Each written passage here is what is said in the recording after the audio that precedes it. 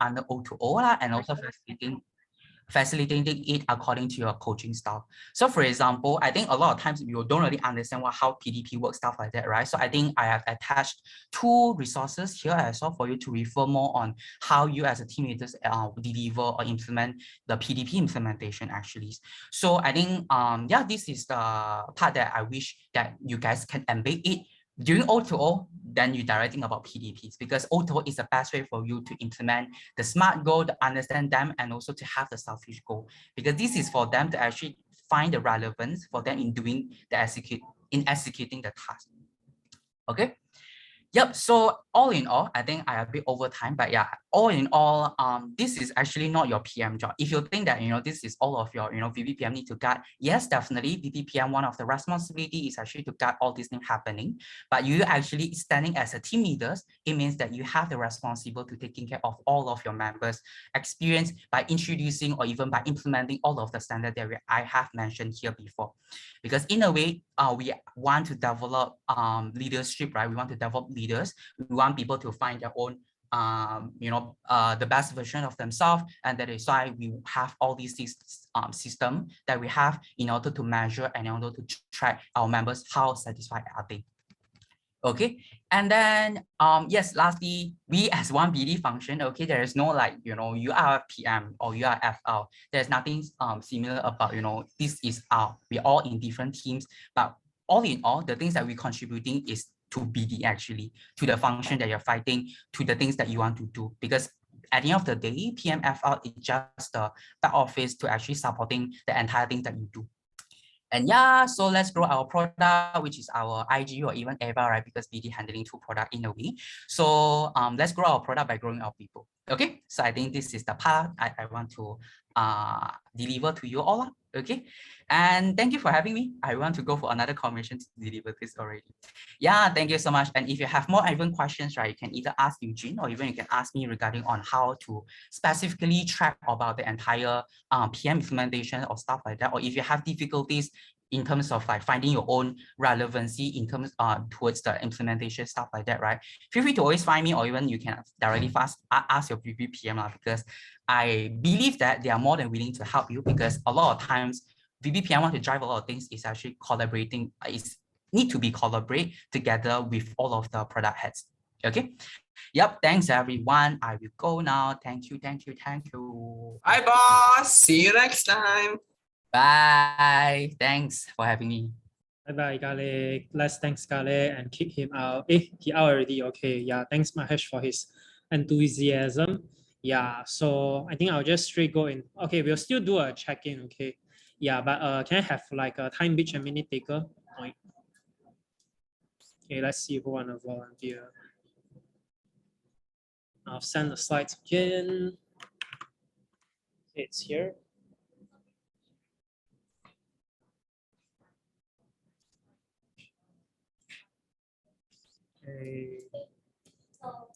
Okay, Mahesh, you okay to be time bitch? Yep, Ken, no problem. Okay, then minute taker. Let's have I know. You okay? Yeah, sure. Okay, yeah, you guys can write your names here. So I'll just go into it. So today we won't do speed dating. Yeah.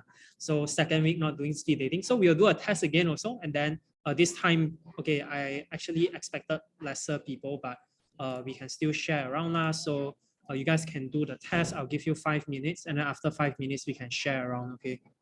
Yeah, this BD. Yeah, so let's see what is your love language. So if you already have your love language score, then you can straight away put it down now.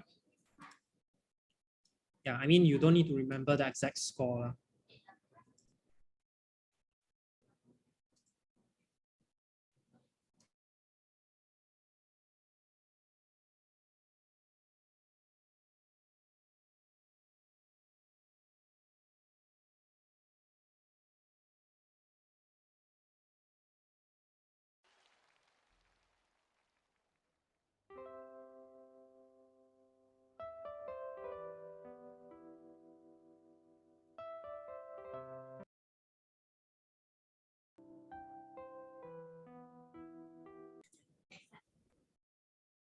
So regarding the sheet here, you guys can also fill in, actually mention the deadline is before commission call also. I think so to let you guys know, actually from here, actually get to know more in terms of your LC context.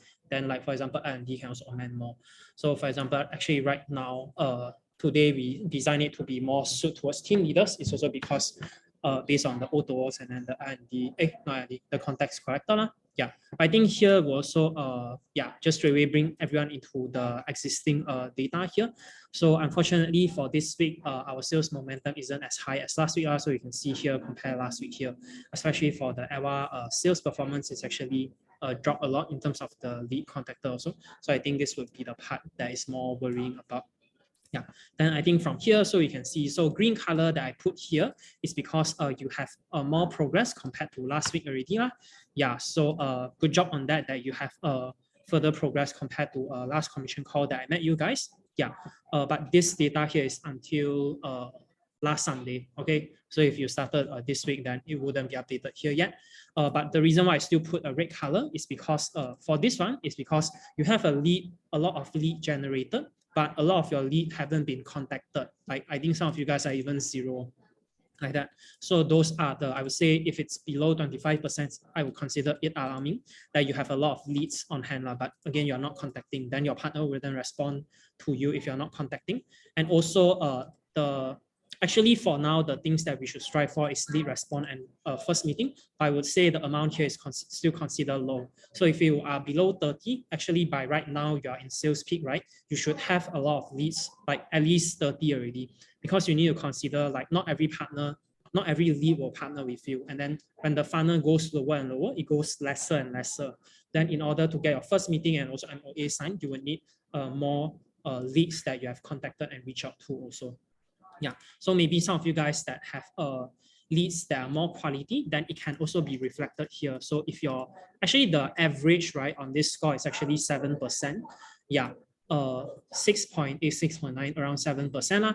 But again, if you see this one, like for example, UMS, right? So for Kaimin, you have 20%, but this 20% is coming from 5 leads, then I wouldn't consider it a very valid data. But let's say if today, okay, for example, for UM, then actually I would consider your conversion rate quite high also, because you have like, I think almost 10% like that in terms of based on the amount of leads that you've contacted, because you have a very big sample size already.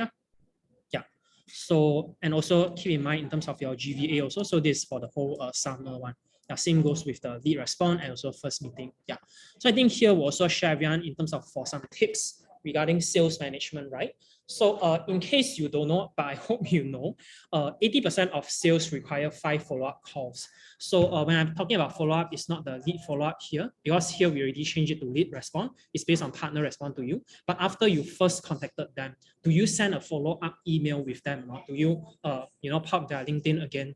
And in fact, 80% of the sales that have closed, right, require at least 5 follow-up calls. So if let's say today you only follow up once a week, and then you follow up 2 times only, then definitely you can't expect your partner to become your potential sales, to be very honest with you. And 44% of salespeople also give up after the first follow-up also. So I hope that you're not the 44% here, but the remaining 56%, and you will continue become the person that actually, after the 5 follow-up call, then you can get your sales also.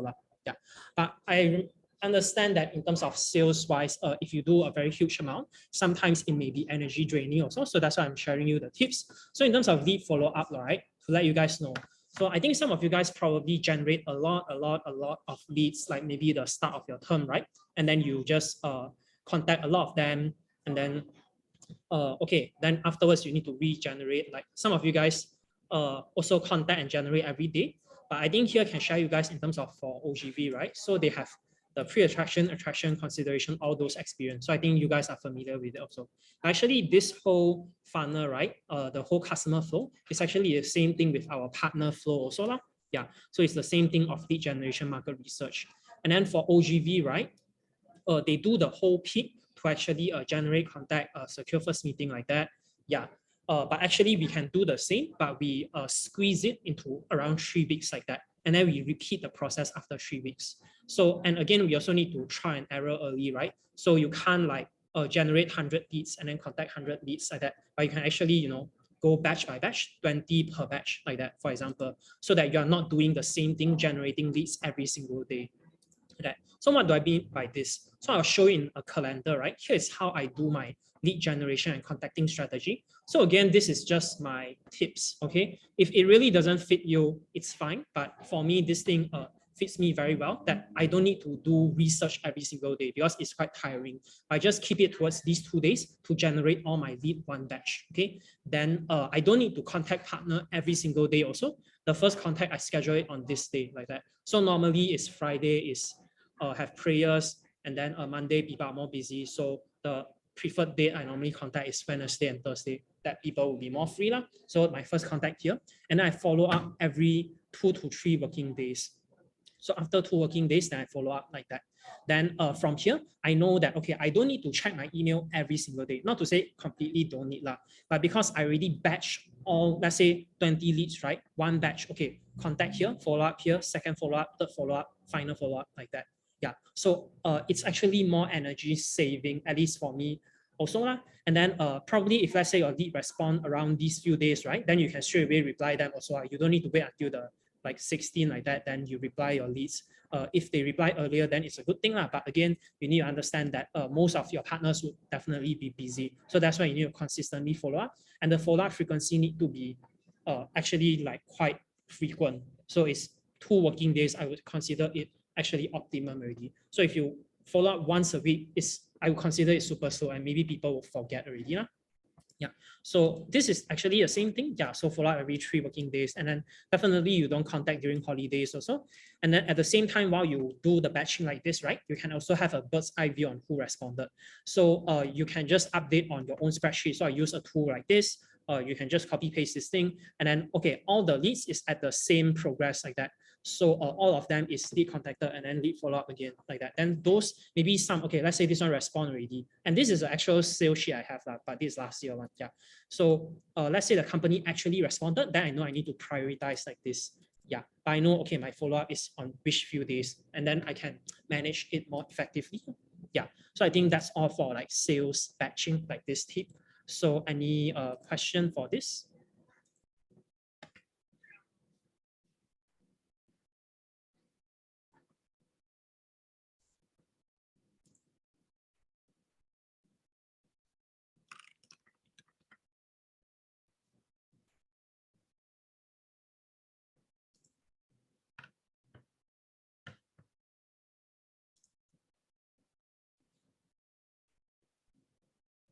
Wow, okay.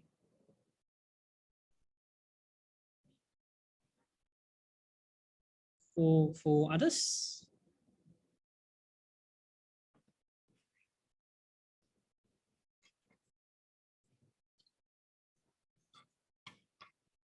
Okay, I hope you really get this, or maybe you're already doing like this, because I also told the last time like this.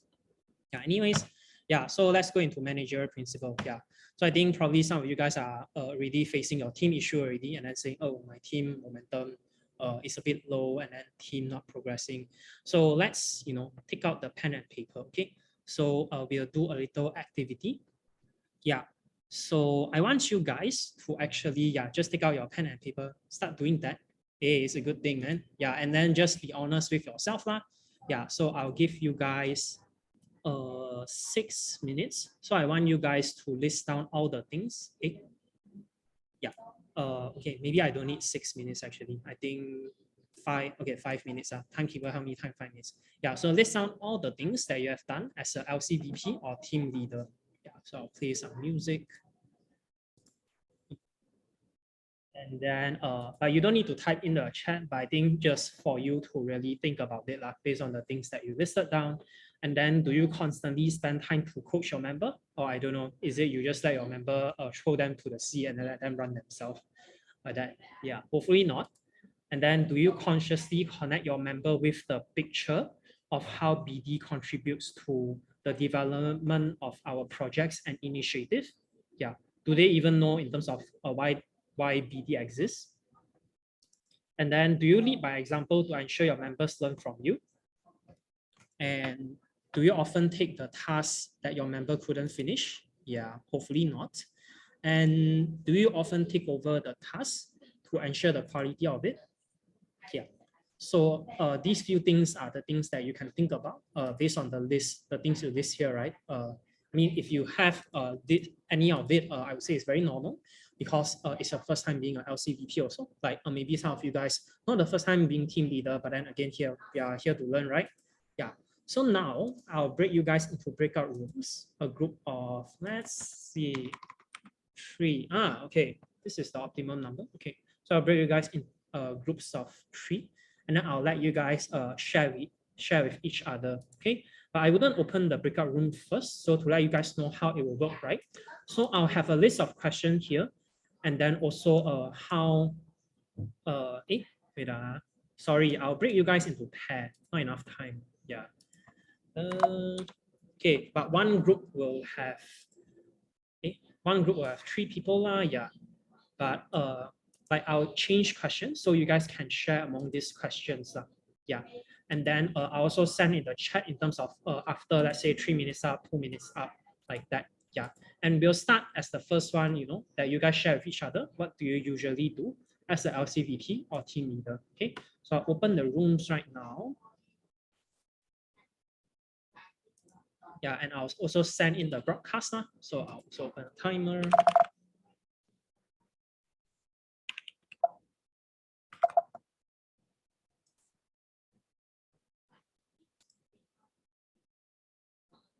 Okay, the breakout rooms is open. You can join. So I'll give you guys 3 minutes.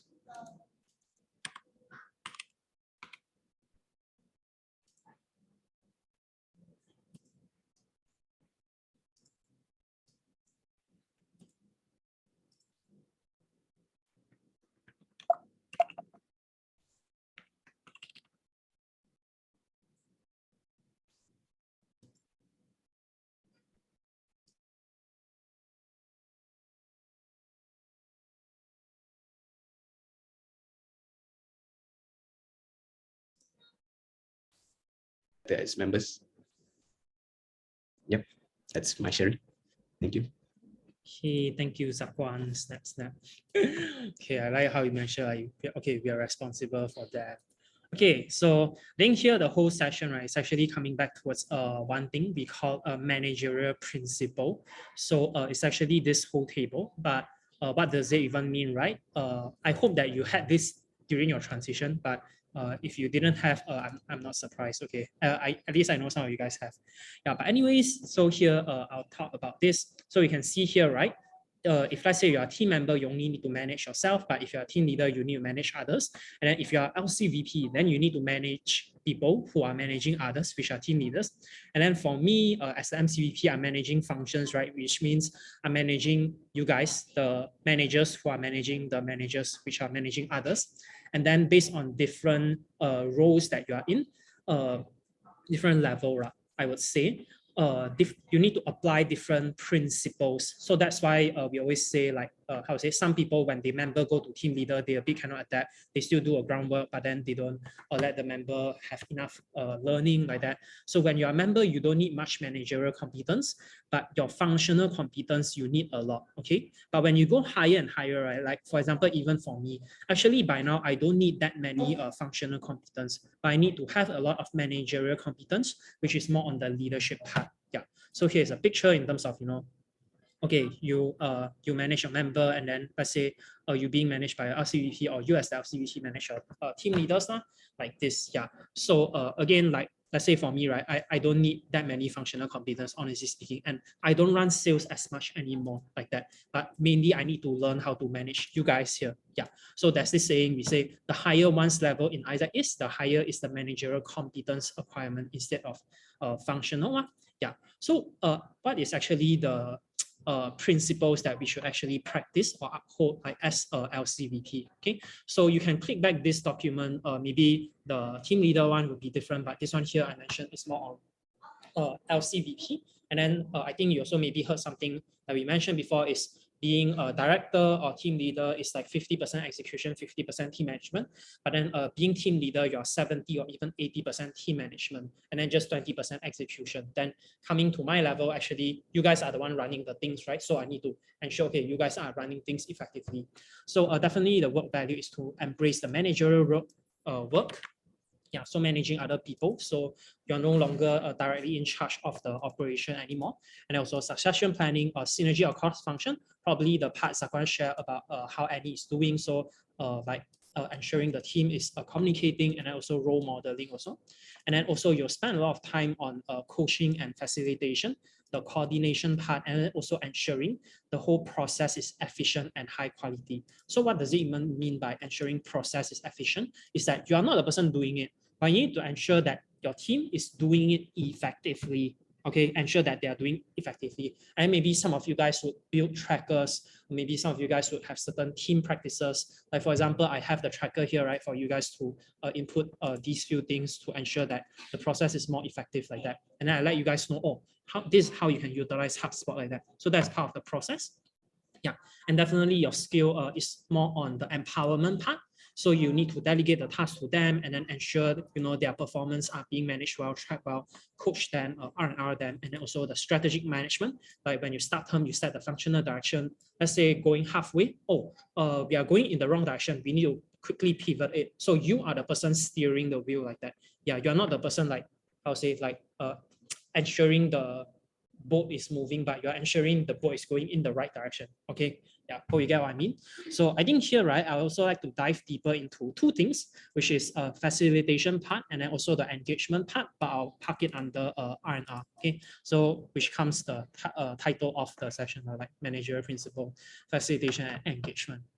Okay, so let's talk about facilitation, right? So I hope everyone here knows what is facilitation. If you don't know, I'm a bit worried, okay? But probably you are already doing it to your members to facilitate them, and then also your LCPs are also facilitating them. So definitely facilitation is like, what do we even mean by facilitation, right? I would say is asking questions instead of giving answers. Yeah, and at the same time, facilitation is also connecting the dots. Yeah, so sometimes your member may not see the certain picture, and then you need to connect the dots for them to let them see, oh, so this is how BD can actually support IGV or EWA like that. And then you don't directly tell them about it. Like you ask them, hey, so if today BD is not here, how do you think IGV will function or EWA will function like that? And I would say, okay, facilitation is also ensuring both journeys are happening. So I hope you also know this. Yeah, so it's the inner and outer journey. So like in case you don't know this inner and outer journey, we have the outer journey, which is the roles that you have, the one that we can directly physically see, the challenging environment, the interaction with the multiple stakeholders, especially you guys are doing sales, right? Also the support system among your team.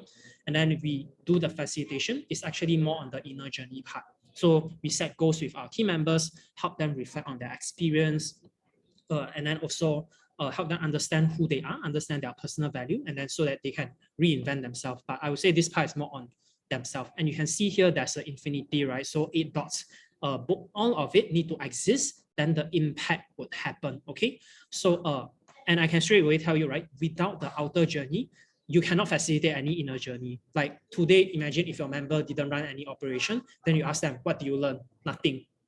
Besides nothing, there's no other answer, honestly speaking. So if today you receive all my R&D here, but you are not running any sales, right? Then I can tell you, I can't facilitate you, honestly speaking, because you are not running any outer journey. And you need to ensure that your team is running this outer journey part so that you guys can facilitate the whole journey to actually ensure it happen. And I would like to highlight more on the facilitation part. I would say it's more on this reflection part. Yeah. So that's this equation we say is pain plus reflection equals progress, where the higher the reflection, the higher progress, something like that. So this kind of like the equation. But I would like to emphasize that the pain here is not like you do operation and then burn out, that kind of pain. I would say it's more on overcoming your obstacles and challenges. Yeah, I mean, if you want to consider the burnout part, you can also, or maybe certain stress, Yeah, but if you know, like in terms of physically rise, right? So maybe for guys, you can relate better, okay? So if you go to gym, people say no gain, no pain, no pain, no gain, right? So if you don't, but what it really means is if you don't have pain plus recovery, then you can't actually gain muscle. So it's, you actually need to, how to say, exert a certain amount of force, and then you feel the pain, and then you let yourself recover, and then, okay, then you gain the muscle, so you gain the strength on here. So the same goes actually with our brain also, so that if you are not spending your brain to actually tackle on all your sales issue, then you don't have the pain to start with, then of course you also need to do the reflection and then also take the rest, and then, okay, then you get the progress and you learn from there. Yeah. So also I understand that, so that's the part that we need to do as the team leaders to actually ensure that our team members, they are, you know, encountering the pain, but at the same time, they're also recovering, okay, help them reflect, okay, then they can get the gain, then they can develop further. And definitely I understand that asking the right question to guide your members' thought process is hard. But again, here, this is a role that you sign up for, right? Because if it's not hard, then why would we even need you as a team leader to be here? Yeah, so something that you can think about. So that's why we have you as a team leader, right, to actually tackle on this. And this is also how you learn as a team leader also. Yeah, but I think here I also have a few tips to share with you guys in terms of asking the right question. So I would say it's very simple, but a lot of times you tend to forget.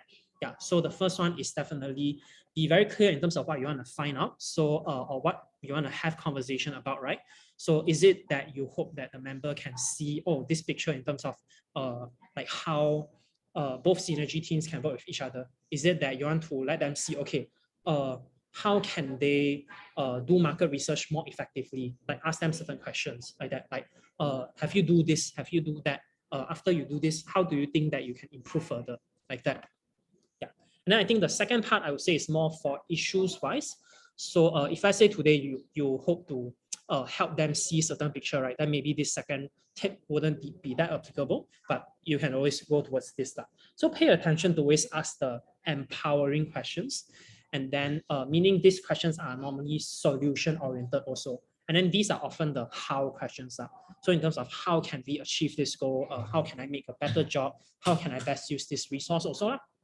Yeah, and I think the last part in terms of for this tip, I would say is more on practice active listening. So you don't act like you listen, but you really listen what your team members are talking about. And chances are, right, actually, by the time you ask questions and then you listen to them, right, actually listening is also a form of helping the other person organize their thoughts. So maybe they don't know what is the problem, right? Then after you ask them a few questions and then you listen, right? Then throughout the process that they're talking, they can actually figure out the answer themselves. But again, if let's say they couldn't figure out the answer themselves, then it's going back towards asking the right question, right? Yeah, and when you actively listen in terms of what they're sharing, then you will understand more in terms of what is actually happening. Then you can know how to ask the right question. Yeah, and but I think regarding this whole facilitation thing, right? One thing to keep in mind is in order to facilitate your member, you also need to first facilitate yourself too also. So regarding all the questions that I asked here, right? Like, do you consciously connect? Do you spend time to coach them? If you yourself don't have an answer on all these, or let's say, yeah, all of these things, you yourself don't have an answer in mind, or let's say in terms of the things that you wish to connect your team to see, right? You yourself don't reflect on it, then it will be very hard for you to actually connect it for your team also. So you also need to first facilitate yourself. Yeah, then I think that's all regarding the facilitation part. But I also know you guys, okay, facilitation, but the team now, low momentum. So in terms of solving, I would say more on their developmental side, right? We can work on facilitation. But honestly speaking, facilitation isn't always the solution also. So that's why I also bring in terms of talking about engagement. So I think here, right, I'll give you guys another, like, let's say 4 minutes to actually think about these few questions, right? So you can write it down on your own notebook or laptop anywhere, or best on notebook. Okay, so Sunisa already sharing, but later we'll talk about it. Yeah, so I think in terms of this, right, food for thought. So what do you actually understand about your team members personally? Yeah, so it can be like, even if we put aside engagement, right, like what kind of leadership style do they prefer? Do you actually know? Okay, but leadership style I wouldn't consider it personally. But then in terms of what are the things that actually turns them on or off, or what are the things that excite them? Yeah. And at the same time, are you supporting them in the way that they prefer also? Yeah. So, you say you want to engage them, right? Are you working in the way that they prefer? And what is their love language? Yeah. So we did a love language test, right? If you haven't did before, then today you did it already. Then you can let your team members do also. Yeah. I'll give you guys, okay, probably not 4 minutes. I'll just do 2 minutes, okay, for you to write it down. Resume. Sometimes we do accidentally treat Isaac more like a work experience, which I would say is also undeniable because compared to, let's say, other clubs, right, we are doing things more professionally also. But I think sometimes we tend to forget is, just think about it, right? Your member come in here and then they just join uni and then, yeah, they just want to join a club experience to have fun, right? So not to say that you need to throw away the professional part of Isaac, but I would say the unique part of Isaac is that it consists of both these elements, like both the professional part and also the very fun part that we just like to have fun. Yeah, and in fact, even me going for MC, right, I definitely have my professional learning that I want to gain, but at the same time, I think it's also like fun, like for example, talking to you guys like that. So that's why I want to go for it also. So I'll share a little more in terms of how I do engagement during my LC level. So I think Sunisa is already sharing hers. So to let you guys know, in terms of back then when I was in LC, right, even back when I was member, so I think overall my LC is just very touchy, like super touchy, and then to the point that originally I very scared of physical touch one, but then I also got influenced by them, and then my love language become a physical touch also. So it can be seen here, like even for me, I'll send them, hey, today is International Hug Day, and then okay, I want to hug you guys, and they also say, hey, I want to give hug, and then you owe me hug, and then I'll give you a big hug, all those stuff lah.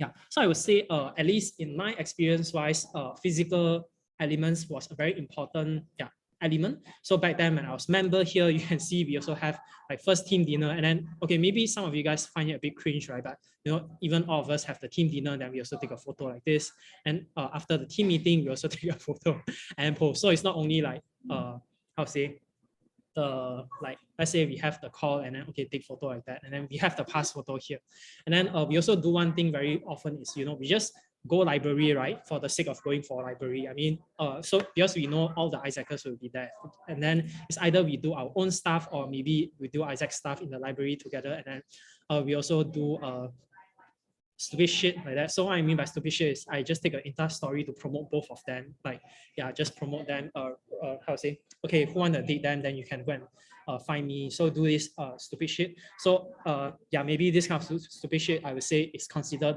physical elements, and definitely according to your teams or even your LC's love language, right?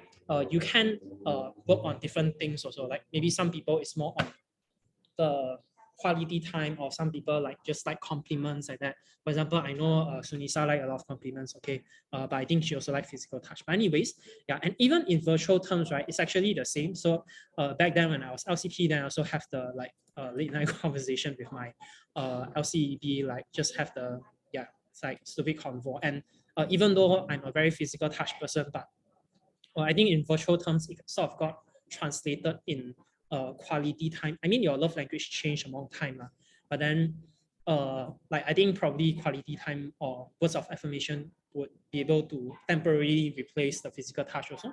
And even for this Isaac gathering, right, we also managed to engage people also, like have I think sometimes, right, you don't need to do a lot of things very fancy. Sometimes people just like to talk to each other. For example, you guys, right, talking in speed dating, then that's actually enough already. Yeah, so definitely according to your own style or maybe your preference or definitely your team's preference, you can work on a lot of like different engagement things. And I think you guys will be more creative than me. I think you guys like use Discord or some other game also. Yeah. And let's say if today you're not confident in terms of doing it right, honestly speaking, you don't need to do it all by yourself also. In fact, like for example, this one, right? Normally the one that initiate the conversation is my VVPM, like Sue here. Like that. So I would say this is a team effort. So you can use the team to engage the team also. And then to let you guys know in terms of the DISC profile or maybe the different color profile. Normally the people who are yellow color, very energetic, very extrovert, influential, right, are the ones that will do this one. So if you know someone in your team, like for example, Mahesh is like this one, then you just let them do all the things about this. You don't need to be the person to do this, even though you are the team leader, honestly speaking. Yeah. But I think besides that, right, there's also one very important thing to keep in mind is engagement is not only about fun, but it's also about development also. So that is where R&R come in. So you can have your, random things that you want to do, like your unique university experience, but definitely you also need to keep in mind in terms of you do have your the professional part or your goal part that you do need to guard. And again, these goal settings, all these things is also going back towards your members learning. So if your members are not even performing, right, I will consider them not even learning also, like that. Yeah, so that's why you also need to drive them to actually, ensure things that are doing more effectively also. And that's why we have R&R. So how actually are these things different, right? Besides the random things, actually, I would say it's more on you reward them based on the things that you want to see. So these are the O2Os that I have with my ED. So I would consider this engagement also, like, after I have the O2O with them, then I'll just post on the LC icon like that.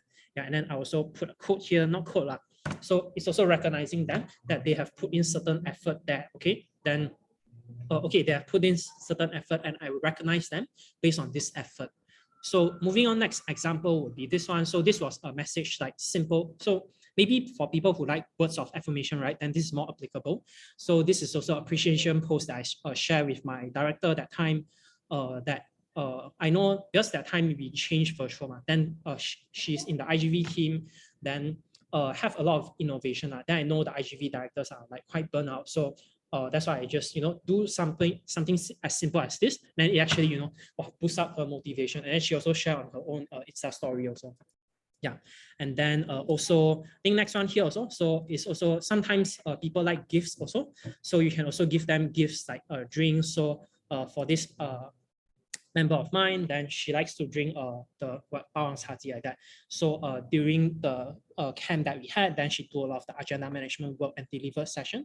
So I just grabbed her to give her a reward. So you can do whatever that fits you and your team the most. So just be very clear in terms of how you wish your team to develop, and then reward your team to positively reinforce the behaviors you wish to see. So if today you want to push lead contacting, the people who do the most lead contacting, you reward them to actually drive the performance. Today, you want to ensure that they do the sales more effectively. So the people who get the most number of partner response or get the most number of first meeting, you reward them on this. And you can even do a healthy mini competition among them also. And that's how you drive the results among your team also. Yeah, and I think here to also share, so I just post, you see Sunisa here, right? She want to talk about her own karaoke, right? So I just put it here. So you can see here, you can see that she wants to recognize her team to talk about, I don't know, whatever BD the best, and then karaoke. So because her team already, do a lot of sales, then she go and recognize her team on this one. Yeah, and that's why we have team days also. If you don't know what's team day, you can ask someone else. Yeah, and then you see even her director, right? Also just straight away type in the chat, and then she didn't force her.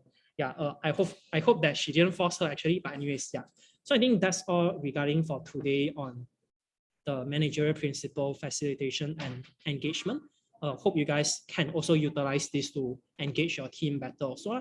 So I think I'll just leave you one question, right? So have you been focusing on facilitating and engaging your team as a LCVP or team leader all the time? Yeah. And also moving on is, if no, what is the action you would change? What change you will take to actually ensure you fulfill the role as a LCVP or team leader? And if you did do right, how can you improve more to also carry out the role of a LCVP and team leader? Yeah. So I would say inner and outer journey is what makes an ISAC experience complete, and it's also what makes us different compared to other organizations also. So lead the people with your heart and lead the function with your brain. So really sorry on the time delay. Yeah, any questions on this? I think remaining very short also.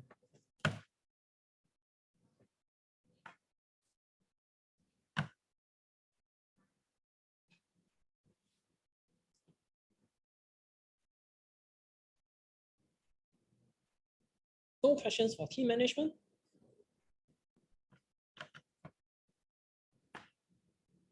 If no question, then I can see you guys have to do your team management and drive more results next week.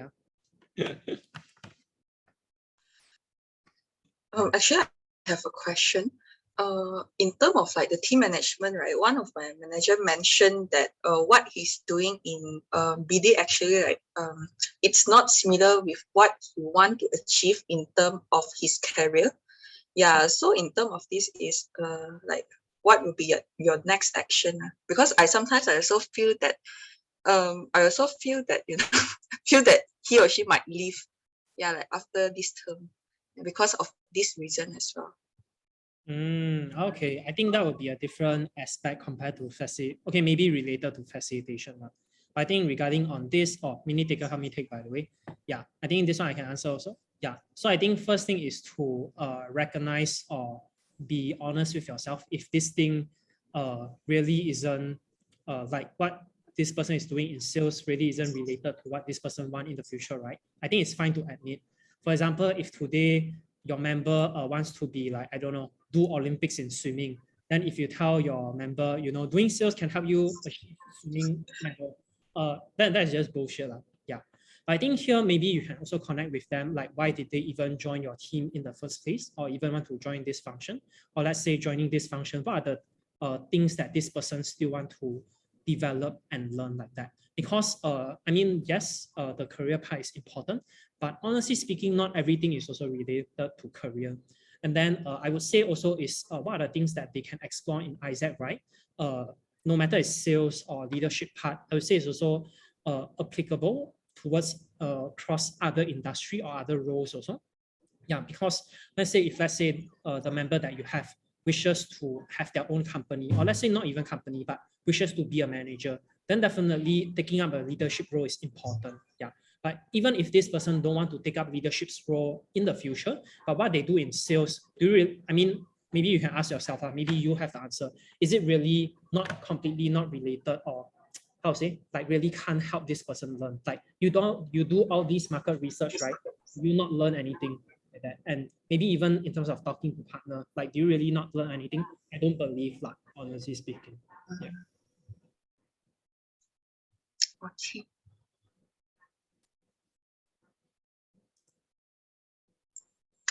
But then, right, if like this is, do you have any more suggestion for the managers to see the relevancy, like seeing the impact if like they come in from like other department, for example, like IGTA, instead of like just seeing it as an operation?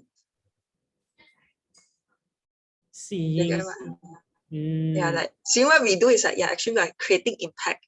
Like we are like, I consider it as the back office for IGV, yeah, for BD. I would say this go back towards the inner outer journey thing.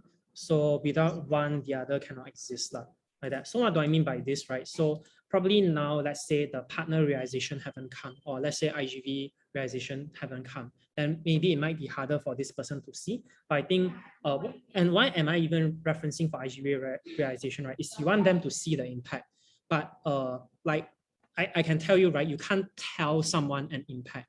It's like, yeah, you can't tell someone that impact. You need to let that person really experience, or at least talking to the person directly or experiencing it. So I think that's why you need to have the outer journey. So you can maybe brainstorm, okay, what are the things that is similar or closely related towards the impact that you want to describe? And then you let them experience it. And then after they experience, you do the facilitation, the reflection with them.